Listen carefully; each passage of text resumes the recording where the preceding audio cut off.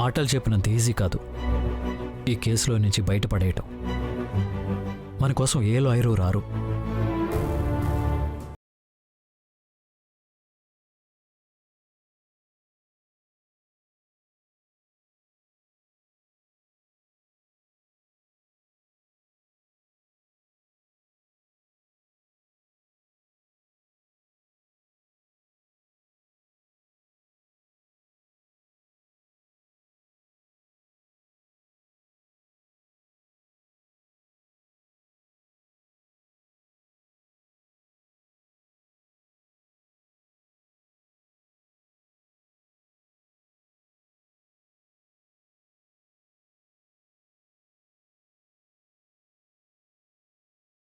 సంగతి నేను చూసుకుంటాను.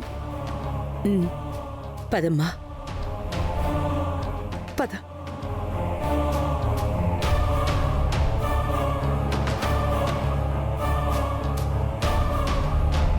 మీరు నిశ్చింతగా ఉండండి.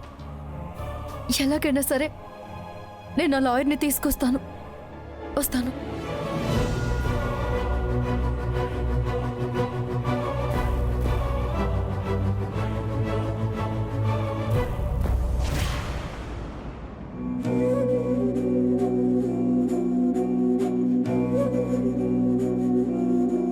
ఇంత ఆస్తి ఉండి, ఇంత పలుకుబడి ఉండి, చేయని తప్పుకి మన కార్తీక్ అరెస్ట్ అయితే కనీసం బెయిల్ కూడా ఇప్పించలేకపోతున్నామండి. కన్న కొడుకుని కాపాడుకోలేని ఈ జన్మ మనకెందుకండి? ధర్మ, నువ్వు బాధపడకు.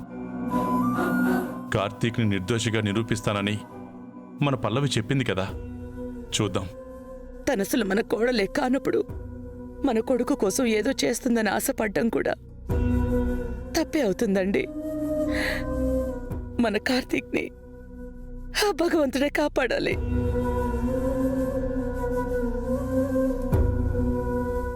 కార్తీక్కి బెయిల్ రాలేదని ఎంత బాధపడుతున్నారో. అత్త, ఈ మూడ్ని మనకి ఫేవర్గా మార్చుకుంటే ఎలా ఉంటుందంటావు? అంటే అమ్మ వాళ్ళకు కూడా కార్తిక్కి బెయిల్ ఇప్పించడం జరగలేదంటే మన వల్ల అస్సలు కాదు. సో కార్తిక్ని బయటికి తీసుకురాలేం కాబట్టి పల్లవి రూపంలో ఉన్న రుక్మిణిని బయటికి పంపిస్తే ఎలా ఉంటుంది? బానే ఉంది, కానీ తను చెప్పగానే వెళ్ళడానికి తనేం పనిపిల్ల కాదు, పులిపిల్ల. అవును, నీ ఊసెత్తగానే ఊరవతలకి తీసుకెళ్లి మరీ చంపేస్తుంది. అత్త, కరెక్ట్గా ప్లాన్ చేయాలే కానీ సింహంతో కూడా లెట్ సింగం డాన్స్ అని స్టెప్స్ వేయించవచ్చు. సర్లే గాని ఇంతకు ప్లాన్ ఏంటి?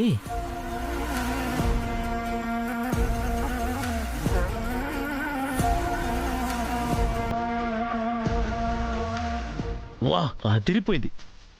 ఇంతకాలానికి పర్ఫార్మెన్స్ చేసే అవకాశం దొరికింది. ఇక చూడు, ఎర్రగా తీస్తా, గెటప్ వేసుకొస్తా.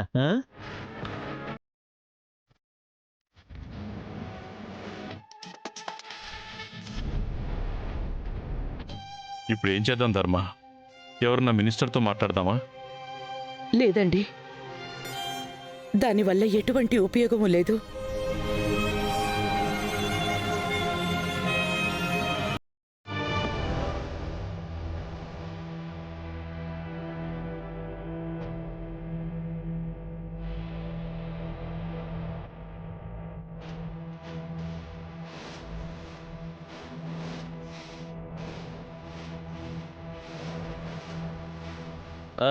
కుర్రో కుర్రు, కుర్రో కుర్రు, కుర్రో కుర్రు, కుర్రో కుర్రు, కుర్రో కుర్రు, కుర్రో కుర్రు, కుర్రో కుర్రు. మీరు డీటెయిల్స్ వద్దే తల్లి, చెప్పేది వినవే తల్లి. ఎప్పుడు గుమ్మానికి పువ్వులు, మొహంలో నవ్వులు అన్నట్టు కలకలలాడుతున్న ఈ ఇంటికి అరిష్టం పట్టిందే తల్లి. మీ ఇంట్లో జరగబోయేది చెప్తాను, మనసు పెట్టినవే తల్లి. మాయదారి నీడ ఒకటి ఈ ఇంటి మీద పడిందే తల్లి. అప్పటి నుంచే మీ ఇల్లు కరెంటు పీకిన కల్లుపాకయిందే తల్లి. ఏమో అనుకున్నాను గాని మా ఆయన ఎరగదీస్తున్నాడు కదా. పర్వాలేదు, బాగానే చేస్తున్నాడు. ఆర్టిస్ట్గా ట్రై చేయొచ్చు.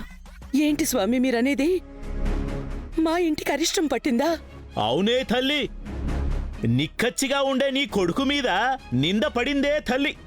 కలలో కూడా తప్పు చేయనివాడు కటకటాల వెనుకబడ్డాడే తల్లి. నేను చెప్పింది నిజమా కాదా? అవును స్వామి, నా కొడుకు అరెస్ట్ అయ్యాడు. ఈ విషయం మీకెలా తెలుసు? మేము అడవి బిడ్డలమే తల్లి, మాకన్నీ తెలిసిపోతాయే తల్లి. ఇది ఇక్కడితో ఆగదే తల్లి. సింహంలా ఉండే నీ కొడుకు జీవితం కుక్కలు చింపిన విస్తరవుతుందే తల్లి. కాలం ముంచుకొస్తుందే తల్లి. కనులు తెచ్చుకోవే తల్లి, నీ కొడుకును కాపాడుకోవే తల్లి. నా కొడుకుని ఎలా కాపాడుకోవాలి స్వామి? మీరే ఏదైనా మార్గం చెప్పండి. చెప్పడానికే వచ్చానే తల్లి, చెప్పే వెళ్తాను. కానీ ఈ చెయ్యి తడవందే నోట మాటే రాదే తల్లి. ఇప్పుడు డబ్బులు మ్యాటర్ అంత అవసరమా? ఓ రక్షణ కాకపోతే. క్యారెక్టర్ వేసిన చోటే కడుపు నింపుకోమన్నారు పెద్దలు.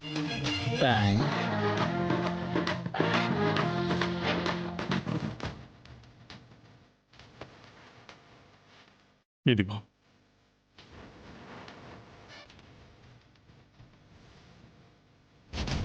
ఇప్పుడు చెప్పండి స్వామి, పరిష్కారం ఏంటి? ఇందాకే చెప్పాను కదే తల్లి, ఒక నీడ వచ్చి వాలిందని ఆ నీడని తన్ని తరివేయండి. ఆటికవే అన్ని సర్దుకుంటాయి.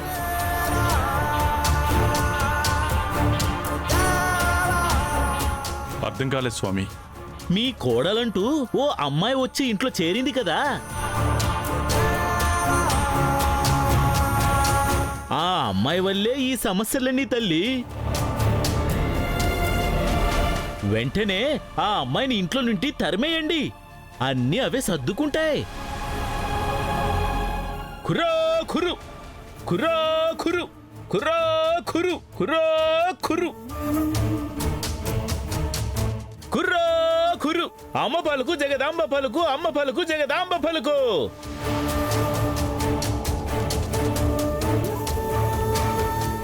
అత్త, ఇతనెవరో పిచ్చోళ్ళ ఉన్నాడు.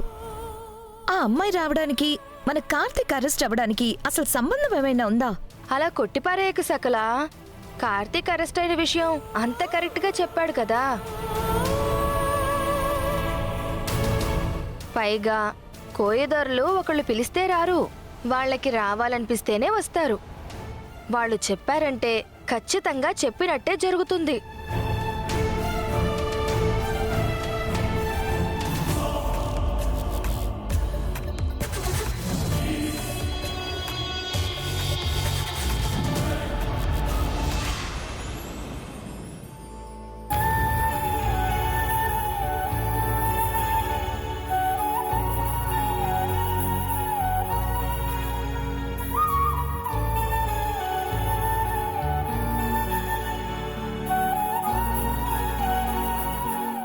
సార్, చెప్పాను కదమ్మా, ఎవరు రారని.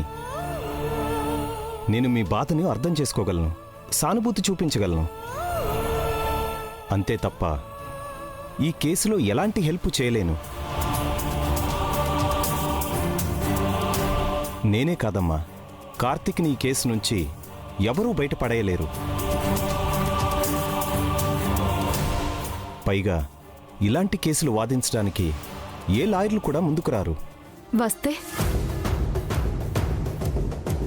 ప్రతి యుగంలో ఇదే ప్రశ్న, మిమ్మల్ని ఎవరు కాపాడలేరు, మిమ్మల్ని ఎవరు రక్షించలేరు అని. కానీ ఆ ప్రశ్న పుట్టిన ప్రతిసారి సమాధానంగా ఆ దేవుడే మనిషిగా వచ్చాడు.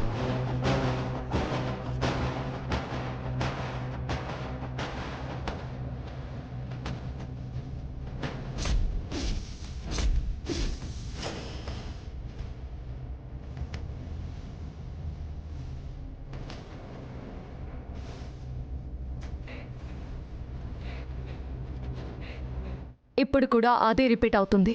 అంటే మా ఆయన్ని కాపాడడానికి, నిర్దోషిగా నిరూపించడానికి ఒక లాయర్ వచ్చారు. ఎవరమ్మా?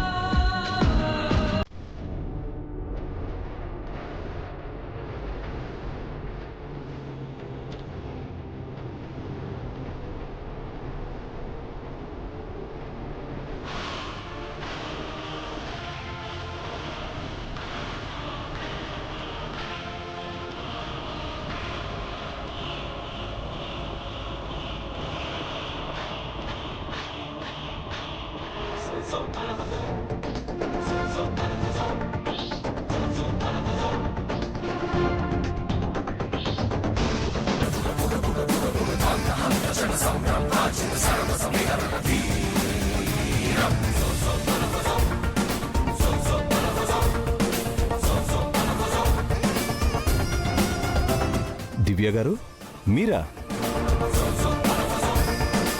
మీరు ఈ కేసుని టేకప్ చేస్తున్నారా?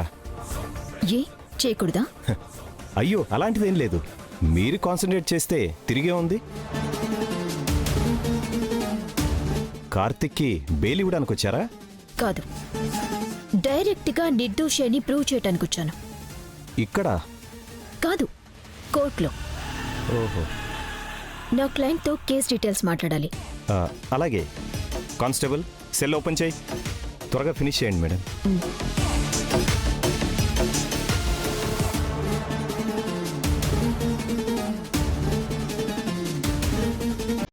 చూడండి, నేను చెప్పాను కదా, తనే నా ఫ్రెండ్ దివ్య. హలో అండి. తను హైకోర్టు లాయర్. మీ కేసుని తనే వాదించబోతుంది. చాలా థ్యాంక్స్ అండి.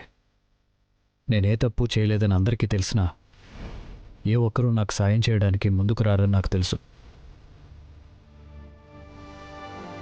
ఎందుకంటే ఈ కేసులో నేను కంప్లీట్గా కార్నర్ అయ్యాను.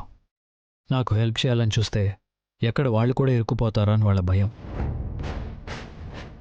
బట్ మీరు ధైర్యంగా ముందుకొచ్చారు. థ్యాంక్ యూ సో మచ్ అండి. కార్తిక్ గారు, రా.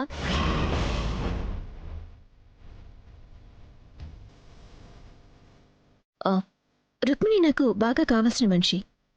వచ్చి సహాయం అడగగానే కాదనలేకపోయాను. పైగా మీలాంటి సిన్సియర్ ఆఫీసర్కి అన్యాయం జరుగుతుంది అంటే చూస్తే ఎలా ఊరుకుంటాను? ఓకే, పాయింట్కి వచ్చేస్తా.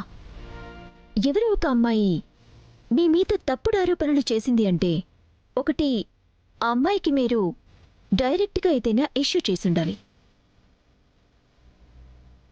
లేదా మీరంటే పడని వాళ్ళెవరైనా ఈ అమ్మాయిని అస్త్రంగా వాడుకొని మీ మీద ఉసుగొల్పుండాలి.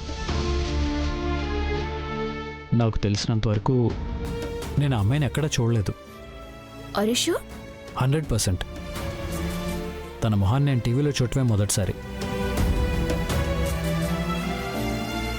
అయితే డౌటే లేదు, ఇది మీరంటే గిట్టని వాళ్ళే చేశారు.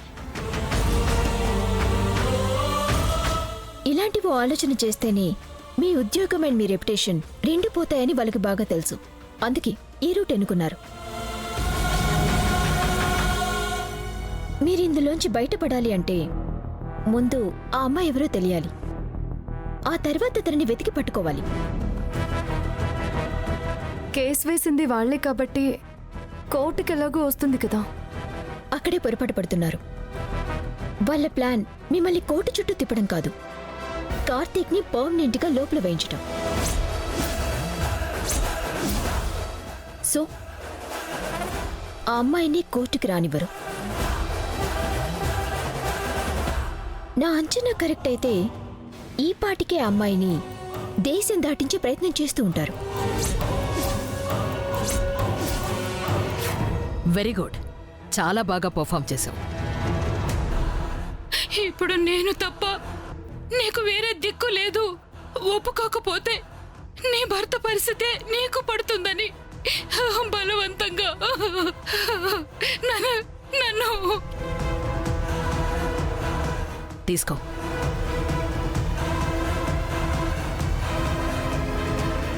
ఎల్లుండే కోర్టు హియరింగ్ కాబట్టి నువ్వు ఈ రోజే దేశం దాటి వెళ్ళిపోవాలి. మేడం, ఇలా అంటున్నానని తప్పుగా అనుకోకండి. నేనలా పారిపోవడం కన్నా కోర్టులో హాజరయ్యి టీవీలో చెప్పిన విషయమే అక్కడ చెప్తే సమస్య తీరిపోతుంది కదా. పిచ్చిదానా, నువ్వు తప్పుడు నింద వేసింది సాధారణమైన వ్యక్తి మీద కాదు, డిఎస్పీ కార్తిక్ కృష్ణ మీద. నీ జాడ వాళ్లకు ఏ మేరకు తెలిసినా నీ ముక్కు పిండి మరీ నీ చేత అసలు నిజం చెప్పిస్తారు. అధిక ప్రసంగం చెయ్యకుండా చెప్పింది చెయ్యి, వెళ్ళు.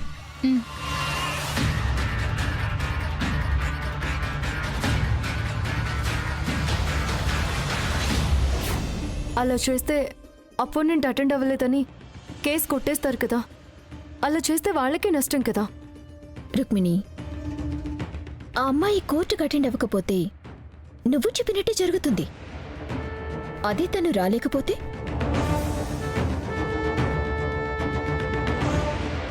చనిపోతే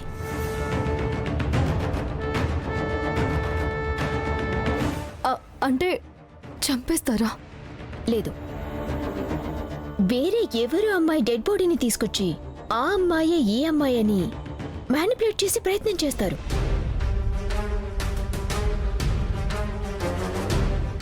కార్తిక్ గురించి టీవీలో చెప్పడం వల్ల కార్తిక్ తనని ఇంకా వేధించాడని, ఆ టార్చర్ తట్టుకోలేకే సూసైడ్ చేసుకుందని అందర్నీ నమ్మిస్తారు.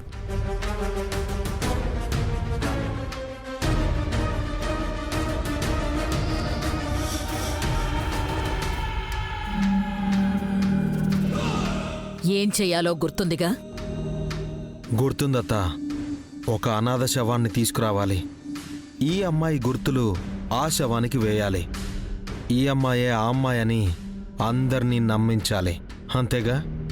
అంతే. కానీ మాటలు చెప్పినంత సులువు కాదు. జాగ్రత్త. నన్ను నమ్మత్తా, నేనున్నానుగా. అది జరిగితే కార్తీక్ ని పర్మనెంట్ గా డ్యూటీ నుంచి సస్పెండ్ చేస్తారు.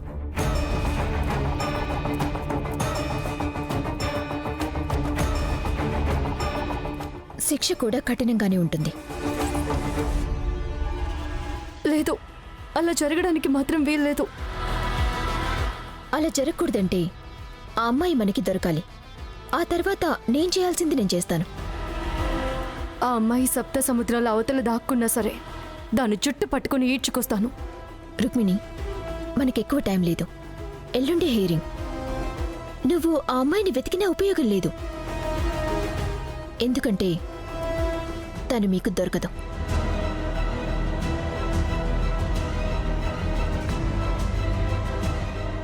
ఆ అమ్మాయిని మీ మీదికి ఉసుగొల్పిన వాళ్ళెవరూ కనిపెట్టండి. ఆ అమ్మాయి ఆటోమేటిక్గా దొరికిపోతుంది. అలాగే. సరే, జాగ్రత్త. వస్తానండి.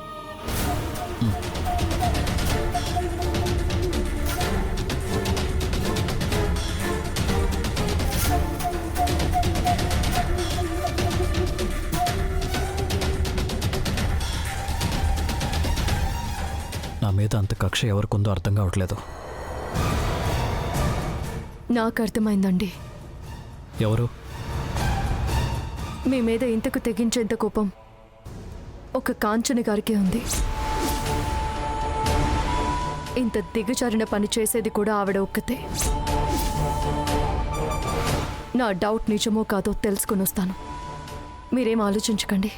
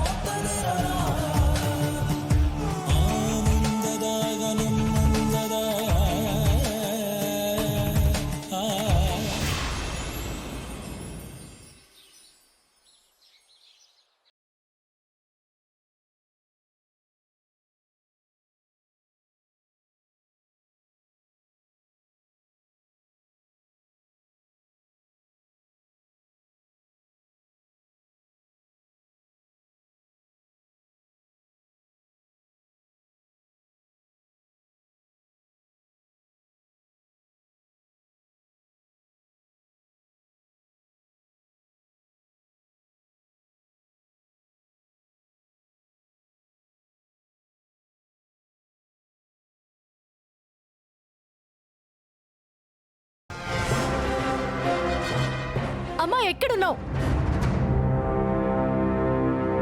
నువ్వా? నువ్వేంటిక్కడ? ఏంటిలా దారి తప్పొచ్చావు? దారి తప్పి రాలేదు. తప్పుడు దారిలో వెళుతున్న వాళ్ళని సెట్ చేద్దామని వచ్చాను. ఈ మాట నువ్వు చెప్తున్నావా? చాలా ఫన్నీగా ఉంది. పోలీసు ముసుగులో పోరంబోకు పనులు చేసేది ఆ కార్తీక్ కృష్ణ. అలాంటి ఒక విలువలేని మనిషికి సాయం చేసేది నువ్వు. తప్పులన్నీ మీరు చేస్తూ నా ఇంటి మీదకొచ్చి అరుస్తున్నావేంటి? నటించకమ్మా.